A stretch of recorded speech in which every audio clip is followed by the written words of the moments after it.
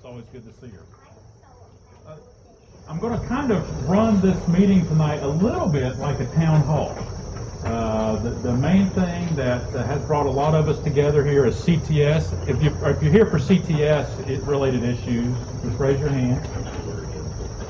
Okay, so that's most of us for the last year and a half. But the thing that's been the most revealing is because now I've been behind the curtain and I see how things work and how things don't work. And when it came to the CTS issue, we all have been frustrated by that. All of us are on wells. Our wells are tested on a quarterly basis. How many studies does it take to have something happen? This issue's been going on for how long, Dave? 25 years. There we go. 25 years. They're still studying, are they not? Yep. All right. So I get in there, and I'm not interested in studying the problem anymore. I'm not interested in having another agency of the government, whether it's state or federal, saying, well, we're going to study it some more. We know what the issue is. The issue is we have a concentration of contamination on an old, abandoned industrial site that is leaching into the aquifer, that is poisoning our water. So what is the additional study going to provide us? Well, it's interesting in talking to the EPA, they don't consider it serious until there's a certain number of people's wells that are contaminated. And I forgot, what do they call that, Tate? The Targets. Targets, that's right. You have to get to a certain level before they even take it seriously. Well, to me, one is too many, because we pay our taxes to the federal government, we pay our taxes to the state government, we pay our property taxes to the local government. In exchange, I would suspect that we could anticipate in return that our air would be clean and our water would be safe to drink. CTS is the issue. They should be ultimately financially responsible for the outcome as far as compensating to solve the problem. But I also think that state government, federal government, local government has an obligation to us as taxpayers to remedy the problem, then use the power of the state, use the power of the federal government to settle it up with CTS. But instead, they keep us in the middle, okay? And that is where it becomes very frustrating. So when I got into Raleigh, I started digging into the CTS issue. You know, Diener's got this entire complex, you know, history of CTS, and they'll say, well, we can only do so much because the EPA is involved. Well, you talk to the EPA, and they say, well, we can do so much because we haven't really decided whether it's going to be, you know, entirely this kind of problem, or if it's going to rise to this level, or if it's going to rise to this level before we take action. And it's just it'll make you pull your hair out. So when I got into office, I had three focuses regarding CTS. The first one was to get the building torn down. It's just an ugly reminder every day we drive by it of what is happening to our water. It was vandalized. Structurally, it was dangerous, and it just needed to come down. Second was to have the site remediated, and the third was to have water lines extended to all the contaminated homes, which I believe last count 115 of you have wells that are in the 1 mile area. Well, getting the building torn down was a little tricky because the first budget that we get in the General Assembly is always the governor's budget. If you don't know how the budget that we get the governor's budget, then we kind of work through it at that and decide how we're going to change that. So the budget that we got from the governor that we worked with was actually dumped about $300 million worth of state costs onto our counties. So our counties were petrified that they were not going to have enough money to operate normally without having to raise taxes on the property owners. That was unacceptable. We were able to remedy that problem in the budget without increasing taxes by being more effective and more efficient in the way that we operate government, to where our counties did not have that financial cliff hanging over them. And that allowed me to work with the county to find the dollars necessary to cover the structure down. So we were able to get the structure down, and I thought that was very important. It's more symbolic, but to me it was incrementally symbolic. Then we start talking about remediation. Talk about a headache. That's a headache.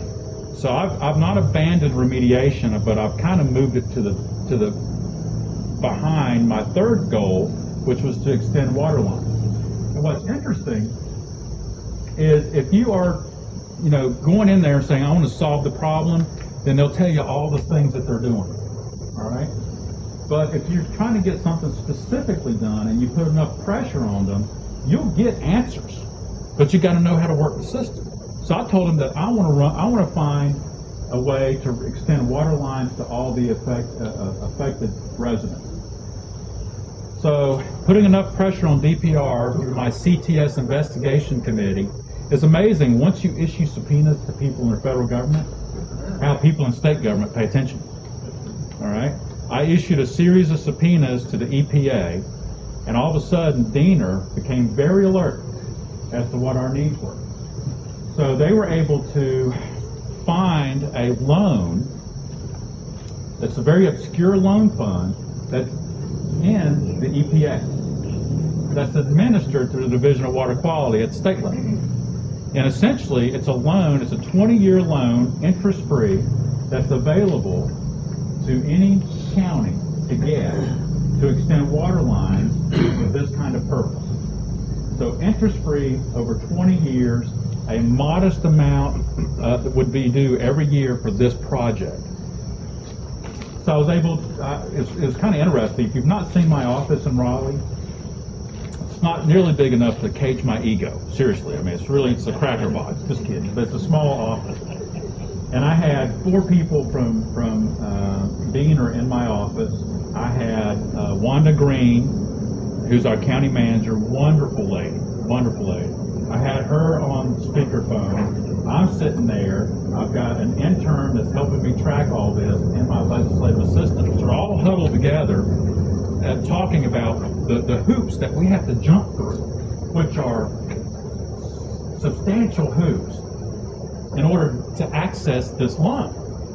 And it's so complicated, I just want to get everybody in the room at the same time to make sure that we're all on the same page, because there's a window of opportunity that we have to kind of fit through in order to qualify. The way that we kind of drew it out is the folks that are not affected will be the last ones connected, and that'll be in the early part of next year in January, because by having it go into January of next year, that means the first payment's not due until May of 2014.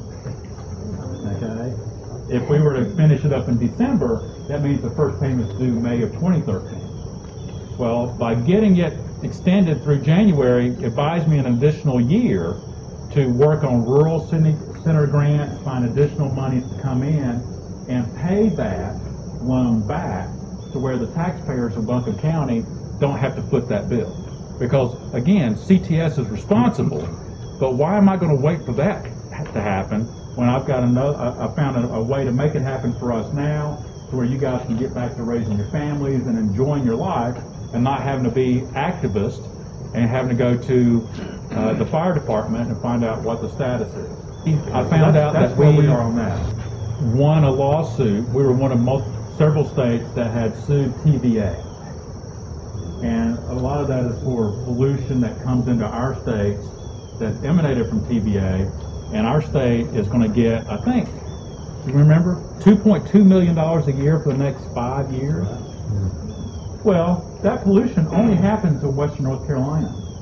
So during the mud wrestling and amending the budget in the short session, I ran an amendment that made sure that that money stayed in Western North Carolina and could only be used for environmental related projects. Well, this project qualifies. So I made a request with the Department of Agriculture yesterday, Secretary Troxler, and said I'd like the first 3 to 5 years worth of payments on this loan to come out of the first allocation, to give us more time to either get CTS to pay for it or to find other avenues of payment to where, again, we're not on the hook. We just get it done, and we can continue to move money into that to pay it back, and that way we don't have to worry about that cost.